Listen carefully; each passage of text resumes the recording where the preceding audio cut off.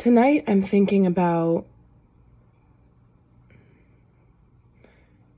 how the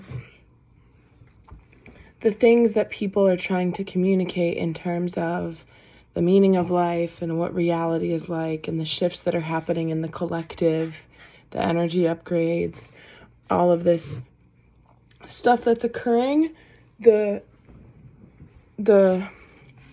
core of it being that relationship to like flow or God energy, like you're connected to the flow of life.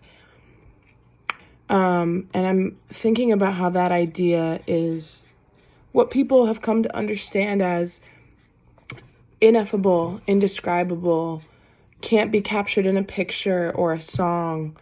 And so there's infinite, ever unfolding ways to creatively reach for that idea of source or infinite ways to interpret and apply, Bible verses or different aspects of the world religions.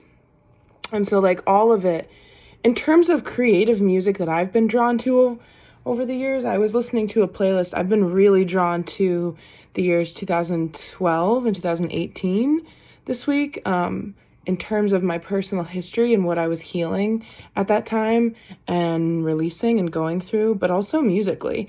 And I think the reason why I go back in time through music is because I like to have a playlist for a certain experience or relationship or part of a relationship. Like when I first meet somebody, I get all new music and I listen to it and I let it be the background music. I actually remember talking about this with somebody that I was in a relationship with in one of those years and having it be like, I think it's almost like a meme or an idea that like, everyone's got their headphones in and you're the main character of your movie or your story and you want the music in the background to be fitting for how you view yourself and how you view your life. And a lot of really indie, existential, angsty songs, beautiful, but like the tactile sense I would invoke is like tissue paper with like tea stains, that kind of light, fragile, but gorgeous and intricate feeling, and maybe like a canoe, I don't know, just indie vibes, but also kind of like that eclectic hippie sabotage, K-Flay, Santa Gold. So there's like two, for me, they paired really well together. And I think that something I want to work on right now, or almost something that I view as lacking in like modern contemporary conversations about what I was talking about in the beginning of this, like energy, how things are shifting, how we can change our lives to incorporate how things are shifting.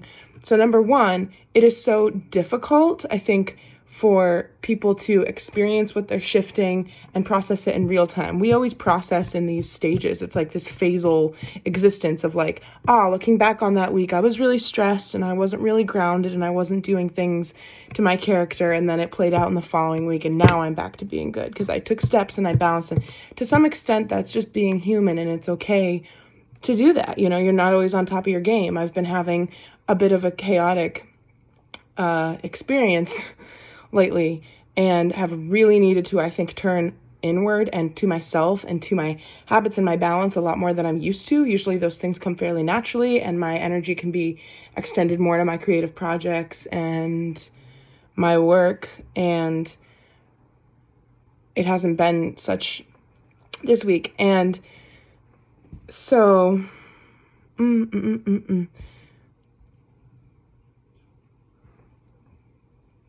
the second thing is that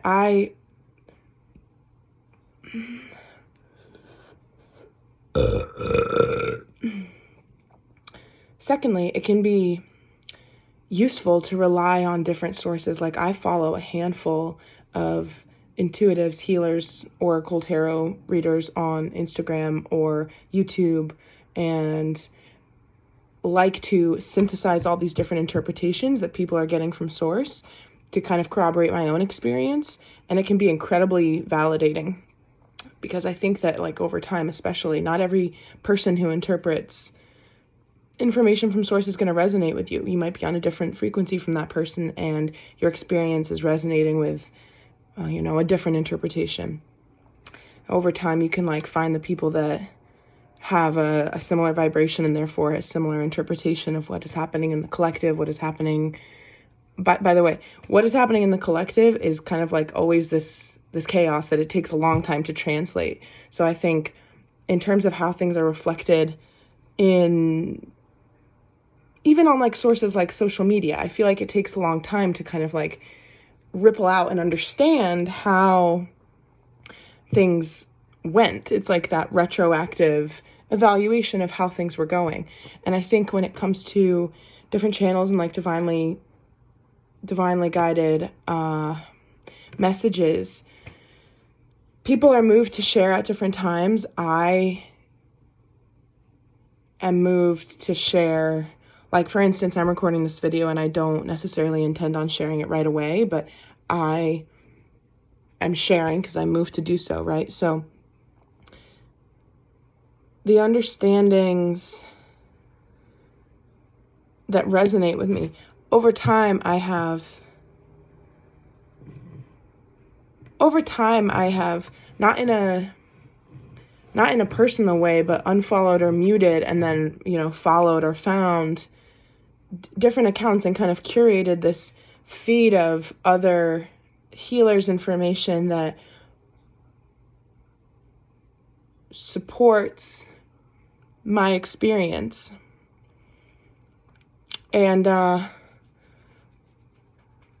think all my time in college, or just, the negative self-talk that I've been releasing over the years, I always feel a little bit inclined to kind of play the devil's advocate, or kind of play the voice of logic or reason, or maybe perhaps voice a concern or a skepticism that somebody watching this might have. But you might say, well, that's just a way to create a false sense of validation. Like, you're curating your Instagram feed to be able to see the things about,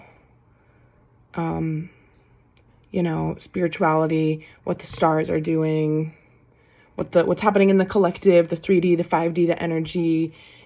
If you curate it to the point where the content that you don't like or don't agree with isn't there, then you're not getting the full picture, and you can't create an accurate understanding because you're weeding out important other information. And I would say that it's just the same thing as not watching the news. It's just healthy. I don't need to buy into, opinions, especially when it comes to interpretations from intuitives and healers. There's a whole smattering of people who are doing this work. And of course, number one, and most importantly, you're doing it for yourself. The reason why we're all kind of like accessing these gifts in different ways, and I think the reason why I'm moved to share this more publicly is because I think a lot more people are beginning their journey with it. It's been a very private journey for me, and maybe the reason why now it is becoming more public is because there needs to be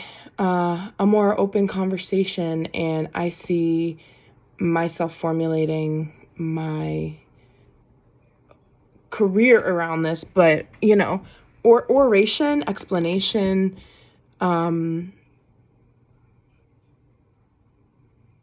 connecting through language instead of images and words, being able to talk about my artwork has been shrouded with pressure and misunderstandings and whatnot. But talking about how I feel about life, or how I'm experiencing the shifts in my own energy, or how the sessions with my healer are impacting my life, all of that is much easier to talk about. And I think when I start feeling more comfortable in sharing that in a more unfiltered way, free of any fear of judgment, because I finally am not judging myself and I know that the experiences that I'm having are valid, then,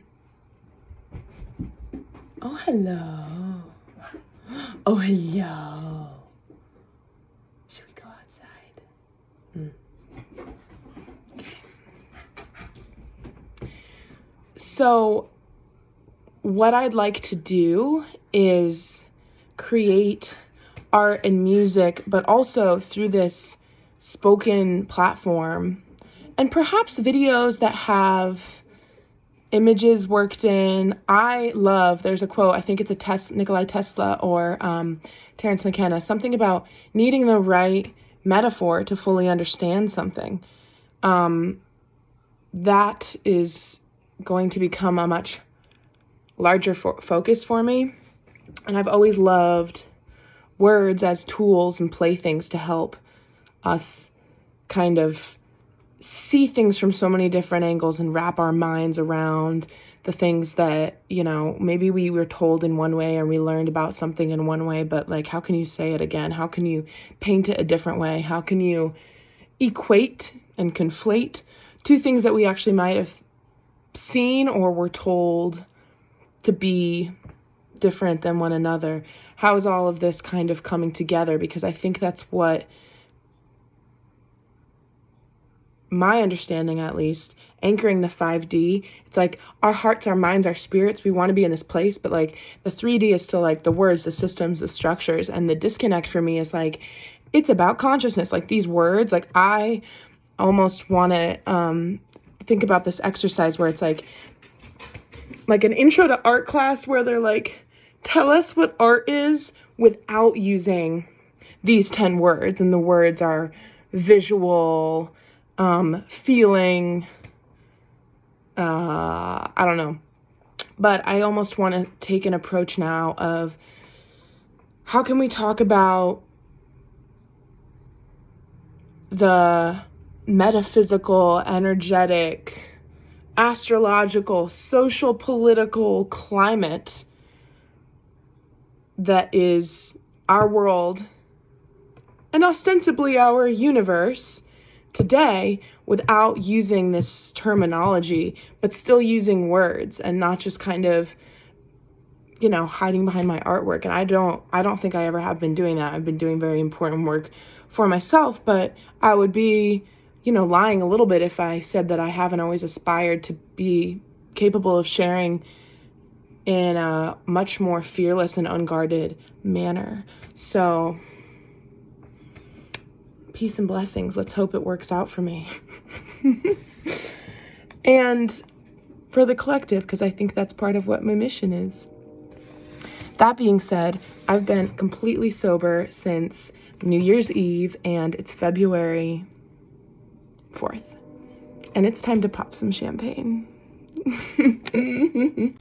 Oh, the other thing I wanted to say about the music is that similarly to how certain people's interpretations of spirit or source energy resonate with you and other people's interpretations don't, it doesn't make anybody's interpretation less valid or less true. It can be exceedingly truthful for them and a large group of others, but it doesn't resonate with you in the same way that music. I could love a playlist. Now I'm resonating with a playlist that I made in 2012, but I was, not listening to it for 9 years.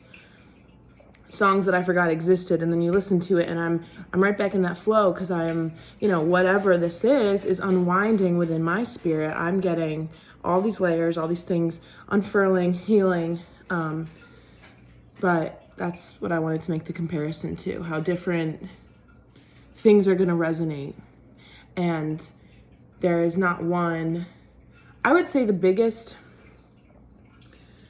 challenge for me, besides interrupting myself and not finishing my thoughts, was thinking that I was going to find it and then realizing that it can't be found and just liking the way that I pursue it without needing there to be, it's the journey, not the destination idea. And I didn't find that at one point. That, I think, had to sink in. It wasn't like oh, I get it. It's been here all along. Yes, that moment occurred to me every time I took psychedelics, a lot of the times when I smoked weed.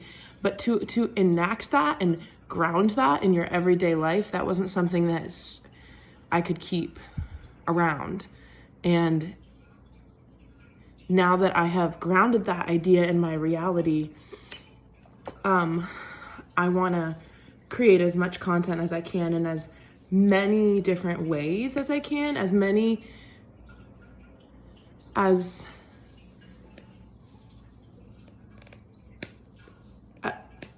an extensive diversity of ways to digest the same idea, so that people of all different vibrations and frequencies could be receptive to these ideas that have healed me.